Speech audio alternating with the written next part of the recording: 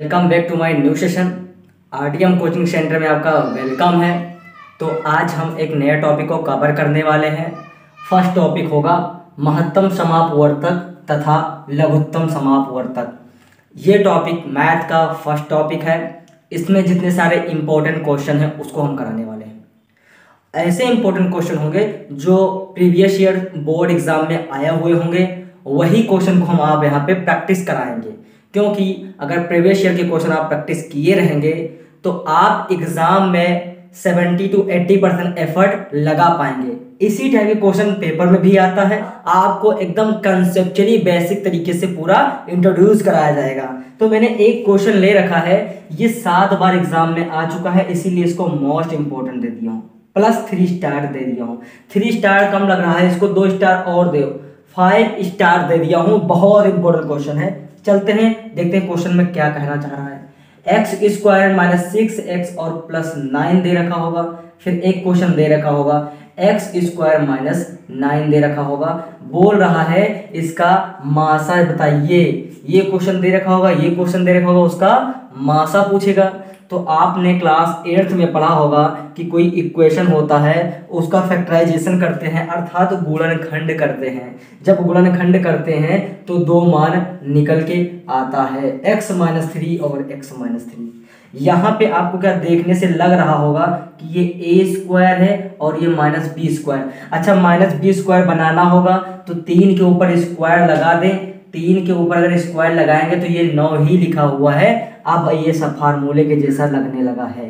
तो बेटा ये बताइए, a² - b² का फार्मूला a + b एक ब्रैकेट में, a - b एक ब्रैकेट में। तो यहाँ पे वैसे ही कर लेंगे, x + 3 एक ब्रैकेट में, x - 3 एक ब्रैकेट में। तो x - 3 यहाँ पे कॉमन है और x - 3 यहाँ पे कॉमन है। मासा का मतलब होता है कि दो हमारे इक्वेशन या दो हमारे फार्मूले में, क्वेश्चन में दो हमारी वैल्यू दे रखी होगी, उन दोनों वैल्यू को सॉल्ट आउट करने पर हमारा सिमिलर वैल्यू आ जाए, समान मान आ जाता है। जो मान समान होता है वही मासा कहलाता है। तो यहाँ पे हम लिख सकते हैं कि मासा बराबर जो आया है x - 3 होगा। ये आपका आंसर हो जाएगा। आई होप ये क्लियर होगा। इसके बाद चलते हैं नेक्स्ट क्वेश्चन पे।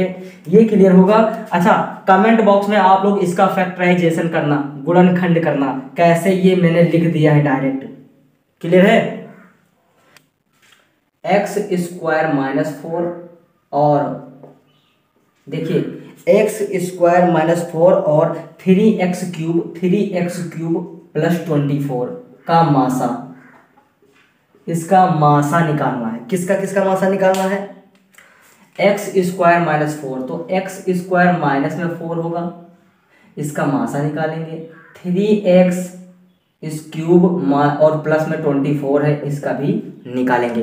तो देखिए जैसे हमने नेक्स्ट क्वेश्चन में किया था वैसे ही इस क्वेश्चन में दोनों इक्वेशन को सॉल्ट आउट करेंगे और सॉल्ट आउट करने के जस्ट बाद जो वैल्यू मैच कर जावे वही इसका मासा होगा। तो मासा ज्ञात करने के लिए हमेशा इक्वेशन को सॉल्व करते हैं। तो x² - 4 लिखा है, ये समझिएगा बेटा। यहाँ पे x² - 4 का मतलब हुआ, x² तो लिखा था, माइनस का सिंबल लगाया, और a4 को हम लिख सकते हैं 2 का स्क्वायर, यानी a² - b² लिखा हुआ दिख रहा है। तो एक ब्रैकेट में a + b यानी x + 2 और एक ब्रैकेट में x - 2 लिख देंगे। आई होप इतना क्लियर होगा। अगले क्वेश्चन में चलते हैं। यहाँ पे दिमाग लगाइए, यहाँ पे 3 कॉमन ले लीजिए। अगर मैं यहाँ पे 3 कॉमन ले लूँ तो यहाँ पे x³ रहेगा, ओके, प्लस का सिंबल लगाएंगे। यहाँ पे क्या 24 था, जब 3 कॉमन लेंगे तो 8 बच जाएगा। क्या बच जाएगा?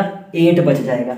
ऐसा यहाँ नहीं लग रहा है कि ये इसको a³ के जैसा मान लें और प्लस का सिंबल और यहाँ पे b³ हो जाए, और b³ बनाने के लिए हम 2 की पावर 3 लिख सकते हैं, और 2 की पावर 3 कुछ नहीं होता है, सिर्फ 8 होता है। आई होप मस्त समझ में आया होगा। यहाँ पे लिख देंगे 2 की पावर 3 लिखेंगे, और जब 2 की पावर 3 लिखेंगे तो फार्मूला बन जाएगा। मैं फार्मूला लिख दे रहा हूँ, a + b एक ब्रैकेट में और अगले ब्रैकेट में a² + b² माइनस में ab। उसी तरीके से यहाँ लिखेंगे x + 2 एक ब्रैकेट में।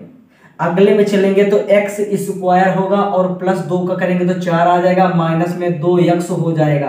तो बेटा हमको कुछ नहीं लेना है, जो सिमिलर मान आया होगा दोनों में उसी को नोट करना है। x+2 और x+2 सिमिलर था, बाकी कोई मैच नहीं कर रहा है, तो मासा लिखना होगा कि मासा हमारा जो आया है वो x+2 होगा। ये आपका आंसर हो जाएगा।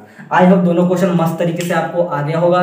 अब ये बताइए, कभी भी मासा पूछने को बोलेगा आपसे तो आप गलती करोगे क्या?